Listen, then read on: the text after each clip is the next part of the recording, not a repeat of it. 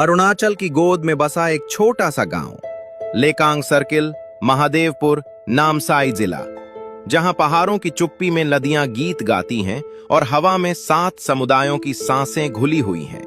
Deori, Moran, missing, आदिवासी, कछारी, अहोम, नेपाली। अलग अलग नाम, अलग अलग बोलियां, मगर एक ही मिट्टी, एक ही आसमान, एक ही दर्द। इसी मिट्टी में जन्मा था एक लड़का, ओडी। आंखों में सपने, दिल में आग और हाथों में किताबें। उसके पुरखों ने इसी जमीन पर अपना पसीना बहाया था, इसी जमीन में अपनी हड्डियां गारी थीं। घर में रखे थे पुराने कागज, पीले पड़ चुके एसटी सर्टिफिकेट, दादा के जमाने के पीआरसी। मगर एक दिन सरकार ने चुपचाप कह दिया, लेकांग के लोगों को अब नए कागज नहीं मिलेंगे। ओडी ने देखा, उसके सहपाठियों को छात्रवृत्तियां मिली, मुफ्त किताबें मिली, हॉस्टल मिले, और उसे मिली सिर्फ खामोशी। एक खामोशी जो हर रोज थोड़ी और गहरी होती गई। फिर भी उसने हार नहीं मानी। 10वीं में 99%, 12वीं में 99%। कागज नहीं थे, मगर हौसला था। उसका एक ही सपना था, डॉक्टर बनना, गरीबों का दर्द बांटना।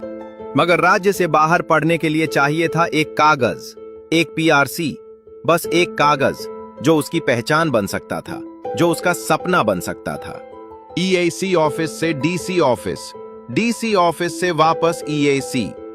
एनेक्शर 1 लाओ, पिता का मृत्यु प्रमाण पत्र लाओ, दादा का मृत्यु प्रमाण पत्र लाओ, गांव बूढ़ा का सर्टिफिकेट लाओ, जमीन का दाग नंबर लाओ।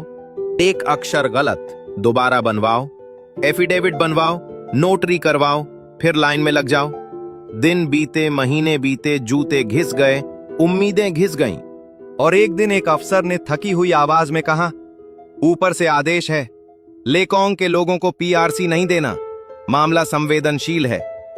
बस इतना, और ओडी का डॉक्टर बनने का सपना उसी मेज पर दम तोड़ गया। ये कागज जो उस मेज पर ठुकराया गया, ये कोई मामूली कागज नहीं था।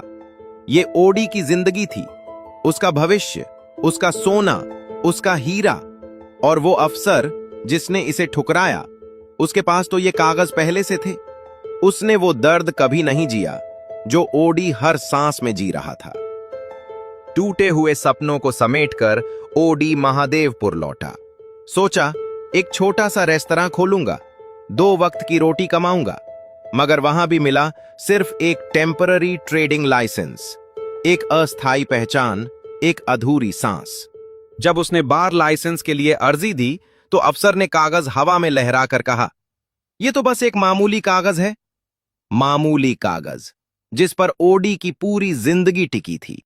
हर सुबह वही उम्मीद, हर शाम वही ठोकर। कागज, लाइनें, मोहरें, ठुकराए हुए सपने। दिन बीते, महीने बीते, और ओडी का बचपन भी कहीं इन्हीं कागजों में खो गया। उस रात ओडी रोया, फूट फूट कर रोया। आसमान से पूछा, जमीन से पूछा, मैं कौन हूं, मैं कहां का हूं? मेरे पुरखे यहीं जिए, यहीं मरे, फिर मैं इस मिट्टी का क्यों नहीं? मगर ओडी अकेला नहीं है। ओडी हर वो नौजवान है जो लेकांग में पैदा हुआ। हर मोरान, हर मिसिंग, हर देओरी, हर कछारी, हर अहोम, हर आदिवासी, हर नेपाली, जिनकी पहचान कागजों की धूल में दबी पड़ी है। चुनाव आते हैं, 48 एसटी सीट के चुनाव। नेता आते हैं, हाथ जोड़ते हैं, वादे करते हैं, और फिर एक समुदाय को दूसरे के खिलाफ खड़ा करके चले जाते हैं। फूट डालो, राज करो। सदियों पुरानी चाल आज भी जिंदा। रात गहरी है।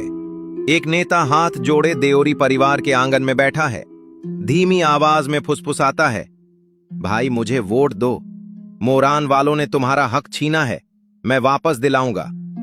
देओरी बूढ़ा चुप रहता है, मगर भीतर कुछ टूटता है।